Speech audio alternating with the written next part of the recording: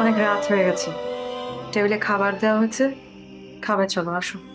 ভাইয়া ভাইয়া খেয়েছে? তোমার ভাইয়া খেয়েছে কিনা সেটা আমি কি জানি। তোমার ভাইয়ার জন্য তার মা আছেন, চাচা চাচি আছেন, তারা তার খেয়াল রাখবেন। তোমার ভাইয়ের খেয়াল রাখা আমার দায়িত্ব না। তাই তুমি আমাকে ডাকতে এসেছো? ভাবি, তুমি আমাকে আগেও ডাকতে আসতে। ছোটন, তুমি আমাকে মিলি বলে রেখো, কারণ তোমার আমার এখন নতুন একটা সম্পর্ক হয়েছে, সেই নতুন সম্পর্কে একটা পরিচয় আছে, সে কারণেও হয়তো আমি তোমাকে ডাকতে এসেছি। আর তুমি ভুলে যেও না যে টিয়ার কাছে তুমি ওর বাবা। আমি চাই না টিয়ার বাবার চরিত্রের পরিবর্তন। তুমি জানো না, টিয়ার বাবা হচ্ছে টিয়ার কাছে পৃথিবী।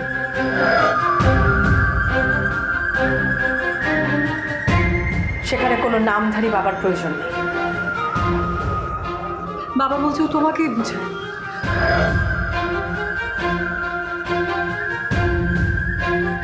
তুমি কেন বুঝতে পারছো না? টিয়া তোমাকে বাবা হিসেবে জানে, টিয়ার কাছে তুমিই ওর বাবা। আমি চাই না কোনো উটকো ঝড় টিয়ার পৃথিবীতে এসে উঠুক।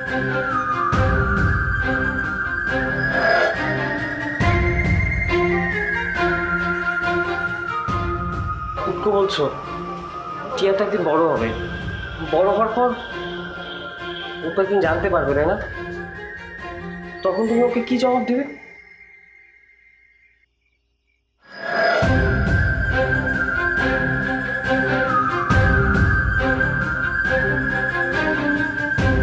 তাছাড়া তাছাড়া ভাইয়া এখন ফিরে এসেছে। হ্যাঁ, ফিরে এসেছে। ভাবি, আমার তোমার ভাই ফিরে এসেছে, এটা তার বাড়ি, সে বাড়ির সন্তান, তাই সে ফিরে এসেছে, এবং সে কারণে কেউ তাকে ফিরিয়ে দেয়নি। তাই বলে 6 বছর পরে কেউ এসে হাজির হলে আমি তাকে আমার সন্তানের অধিকার ফিরিয়ে দিব না।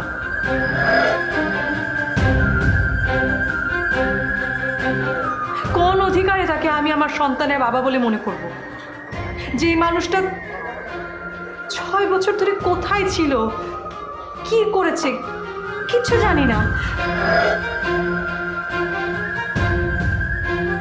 একটা নারী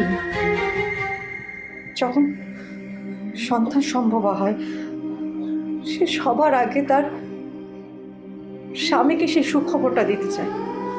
আমার তো সেই সৌভাগ্য হয়নি।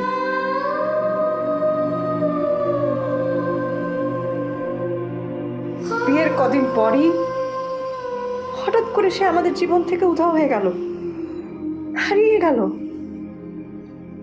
আমরা কেমন আছি, কি অবস্থায় আছি, আমাদের জীবনে তাকে কতটুকু দরকার একটু কি জানানোর প্রয়োজন বোধ করেছে? করেনি।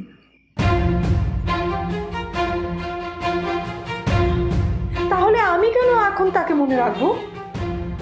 কেন আমার জীবনে তার অস্তিত্ব থাকবে? ছোট, শোনো, আমি তাকে একটু ভালোবাসি না।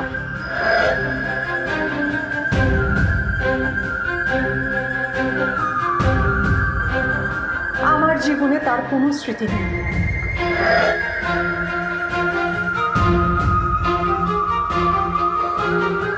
এই মুহূর্তে সে আমার অতীত এবং তুমি আমার বর্তমান।